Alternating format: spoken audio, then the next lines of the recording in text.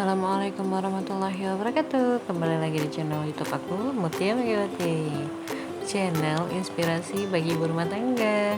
Masya Allah, terima kasih kepada bunda-bunda yang sudah subscribe dan mendukung channel aku. Dan bunda-bunda yang baru datang, jangan lupa ya untuk di subscribe dan juga dukung selalu channel ini supaya aku makin semangat upload video. Dan semoga aja video-video di sini menjadi inspirasi lah buat bunda-bunda semuanya. Oke, sebelumnya jangan lupa juga follow ke IG aku, Mutia Megawati.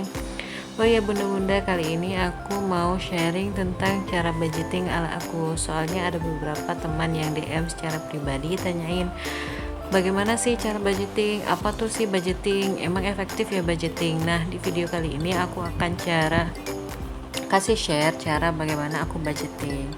Jadi itu sebenarnya budgeting itu mudah, tapi sebelumnya kita tentukan dulu tujuan kita budgeting itu apa.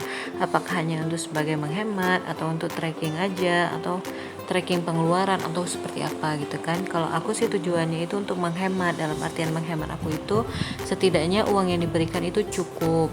Nah seperti itu, jadi nggak terlalu boros dan juga tidak terlalu dihambur-hamburkan. Nah oke, lanjut. Yang pertama itu minimal kita itu harus ada catatan untuk pengeluaran selama 2 bulan. Tapi kalau teman-teman nggak ada catatannya juga nggak masalah, setidaknya teman-teman juga paham apa-apa aja yang sudah kalian keluarkan selama dalam 2 bulan itu. Kenapa harus 2 bulan? Kan dikarenakan kita tuh butuh patokan, dalam artian apakah misalnya pengeluaran bulan pertama dan kedua untuk misalnya pembelian beras itu sama atau tidak.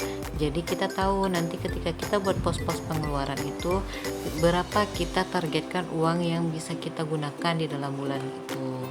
Nah setelah sudah dituliskan catatan ataupun punya catatannya itu, jangan lupa dicari atau di garis bawahi mana pengeluaran yang terbesar dan mana yang pengeluaran yang terkecil. Dikarenakan kalau pengeluaran terbesar itu masuk ke dalam kewajiban seperti cicilan dan yang lain-lain, kita mudah untuk men-tracknya. Nah kalau misalnya yang kecil-kecil tuh nanti bisa jadi besar. Contohnya nih jajan nih, kita sering kali jajan daripada kita masak di rumah tuh kan lumayan juga menguras daripada uang belanja kita yang sudah kita sisihkan. Nah tapi kalau misalnya sudah kita wanti-wanti dari awal ataupun kita sudah tahu pengeluarannya seperti apa, insya Allah kedepannya untuk budgetingnya itu gampang. Terus jangan lupa juga setelah kita buat list-listnya itu semua yang pertama dan kedua, kita pos-poskan terus di awal nih. Kenapa kita pos-poskan? Karena kita biar tahu mana yang bagian keperluan pokok, mana yang bagian jajan, mana yang bagian sosial dan juga kewajiban. Karena kita itu beda-beda ya, rumah tangga itu kebutuhan, kewajiban yang lain-lain itu berbeda. Jadi nggak bisa kita sama patokan gitu. Oke, step selanjutnya untuk membuat budgeting ala aku itu yang kedua adalah tuliskan jumlah pemasukan. Jadi maaf ya, sebenarnya jumlah pemasukan ini agak privasi dan aku cantumin di video aku. Jadi aku nggak cantumin berapa sebenarnya penghasilan aku dan suami aku. Jadi aku hanya cantumin berapa yang ada aku kelola selama 1 bulan, karena aku rasa itu masih dalam privasi. Oke. Terus lanjut, setelah kita catat yang sekecil-kecilnya itu fungsinya apa, biar kita tuh tahu power kita tuh dalam 1 bulan tuh berapa uang yang ada. Karena nggak semua kan kita itu penghasilannya tetap, jadi ada penghasilan tidak tetap, cuman kita pakai penghasilan rata-rata per bulan nantinya. Dikarenakan kita nggak tahu nih kondisi seperti ini aja, kita dihantam corona aja udah hampir KO juga kan. Walaupun seperti suami aku yang berpenghasilan tetap.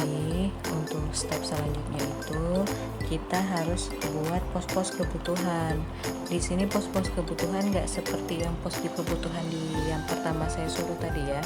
Di sini contohnya lebih kepada kita SOP, dalam artian yang benar-benar esensial kita butuhkan per bulannya. Misalnya di bagian kamar mandi, kita itu hanya butuh shampoo, sabun, sikat gigi, dan odol. Nah, 4 itu aja kita rasa kalau kita menggunakan kita untuk mandi, yang lain itu udah cukup. Tapi dengan nanti mungkin ada tambahan, mau luluran, ada lurur, ada hair mask, ataupun ada deodoran atau gimana gitu kan. Nah itu kan menjadi nambah biaya lagi. Jadi di sini yang saya maksud SOP-nya. Kalau misalnya mau ditambahkan ya silakan, itu kan hak masing-masing, karena kalian ataupun bunda-bunda sendiri yang lebih tahu bagaimana budgetingnya. Selanjutnya itu yang keempat adalah atur uang sesuai pos. Nah, di pengaturan ini yang agak sulit di lapangan ya. Soalnya kayak aku ini udah lumayan agak kembang kempis juga dalam pengaturannya, tapi alhamdulillah lebih ke tracking ataupun dalam artian lebih teratur gitu dalam penggunaannya.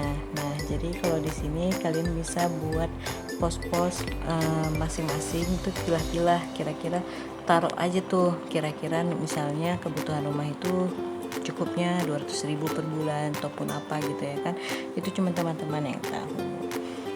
Terus pilah-pilah dimasukkan di dalam dompet, bisa gunain dompet pintar, tapi kebetulan kayak aku nggak punya dompet pintar dan aku orangnya itu minimalis banget ya, jadi malas banyak barang gitu ya kan. Jadi aku bisa gunain dompet yang ada dan aku masukkan amplop itu lumayan efektif juga kok jadi dompet pintar gitu kan, walaupun amplopnya harus diganti setiap bulan gitu, karena kayak yang amplop ini aja, yang di bulan ini aja udah mulai koyak-koyak, tapi aku masih bisa gunain. Terus yang kelima ini yang paling susah, yaitu konsisten. Kalau tidak konsisten maka tidak berhasil. Jadi kita tuh harus konsisten. Kalaupun gagal, usaha lagi, kita harus belajar lagi. Terus kalau misalnya nggak berhasil dengan cara ini, ganti metode. Hanya itu yang bisa, karena nggak ada cara. Kalau dari semua itu kita udah niat tapi kita nggak konsisten, itu sama aja. Beneran deh, untuk buat konsisten itu luar biasa. Tapi dalam artian bukan nggak bisa ya kan.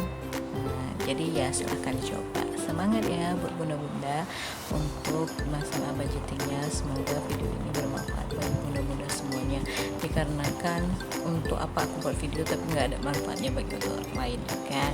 Oke, ini selanjutnya aku akan tunjukin bagaimana SOP ya, SOP yang aku maksud gitu, yang kebutuhan harus ada, yang pokok, yang paling esensial gitu kan di dalam kebutuhan aku selama sebulan. Nah, ini dia contoh-contohnya. Jadi aku pilah-pilah itu bagian dari yang mana kewajiban aku, yang mana kebutuhan aku, dan aku udah pisahkan harganya berapa gitu kan. Dalam artian harga maksudnya pos-poskan uangnya berapa. Ini aku pilah-pilah juga bagian dapur itu apa aja, bagian apa semuanya. Dan ini contoh pengeluaran aku buat untuk bulan September ini, dan ini udah pertengahan bulan, alhamdulillah berjalan lancar walaupun kembang kempis. Oke, sekian dari aku. Assalamualaikum.